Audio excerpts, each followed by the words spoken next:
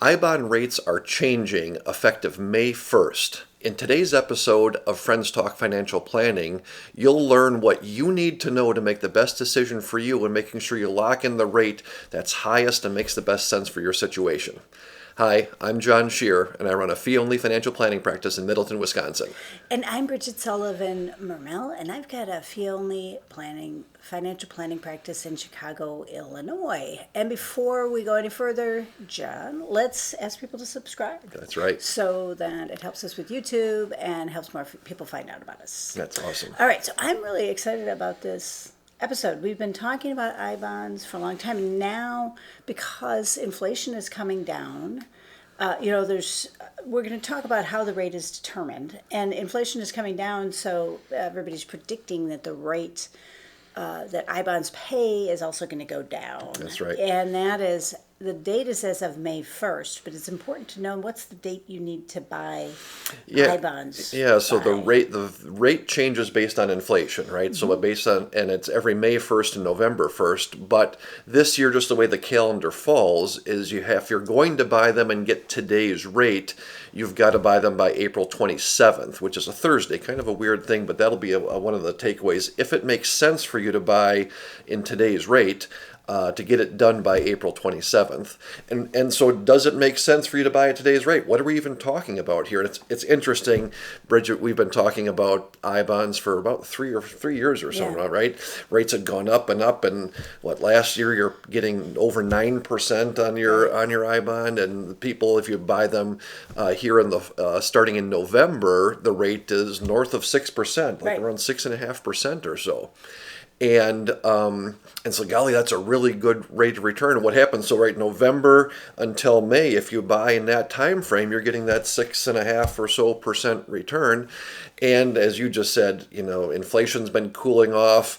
Sort of the expert predictions are something that inflation rate is going to be down in the 3s somewhere instead of up in the 6s somewhere. Right. You go, okay, wait a minute. So one of the opportunities is to say, listen, if I want to buy an I-bond, we can put up to $10,000 per person into it. You can only buy $10,000 per year, right? Per person, so right. Per person, right? So it's not like you can put in as much as you want to.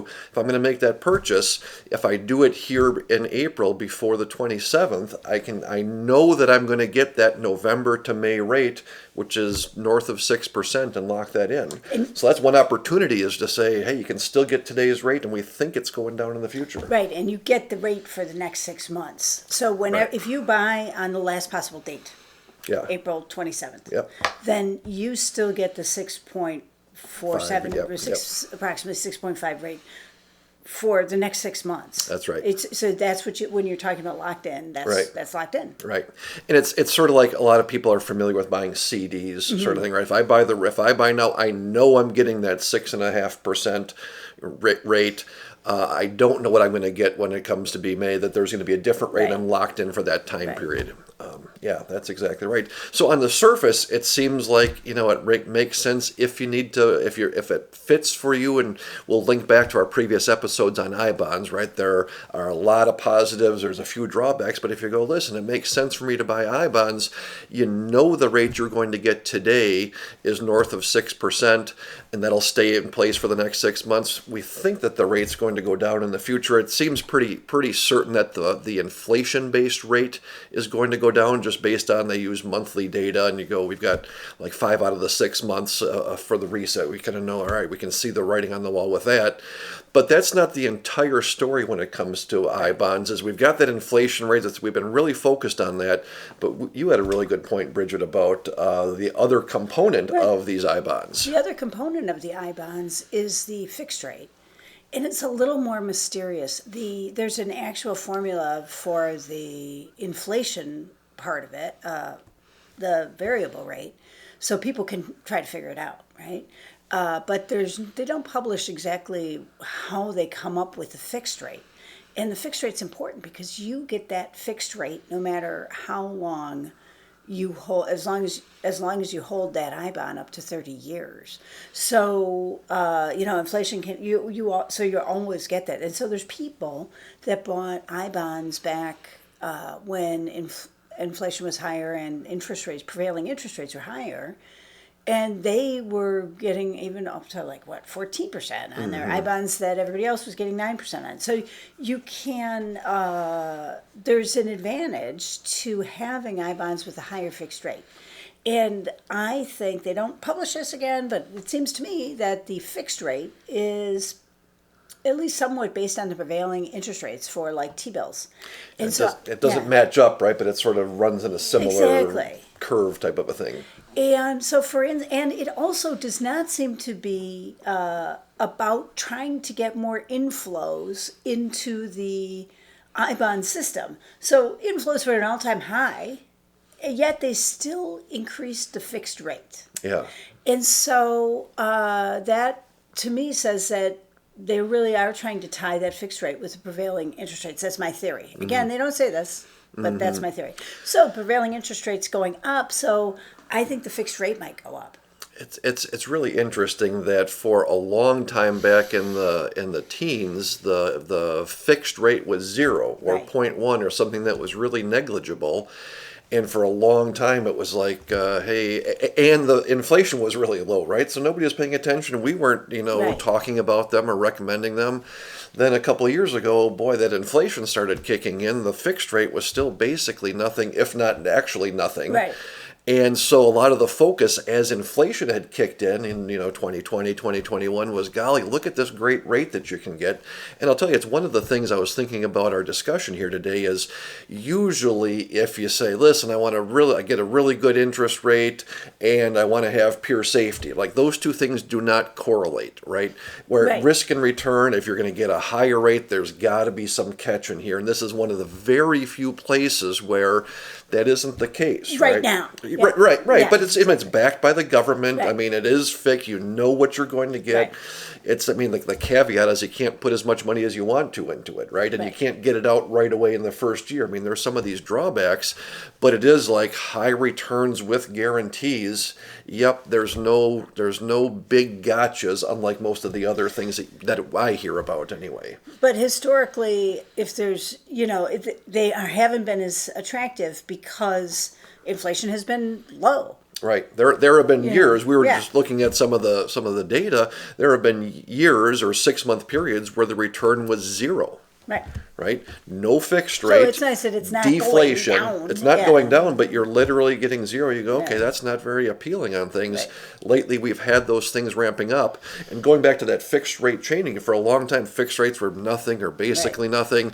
Last November, we're looking at, hey, inflation's starting to cool off.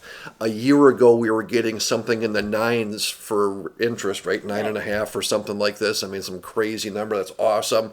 November, inflation cools off. Hey, the new rate's going to be in the 6s, which is what you're getting now. And then sort of by surprise, the Fed came out and said, hey, instead of 0, now we're getting 0.4% on the fixed rate.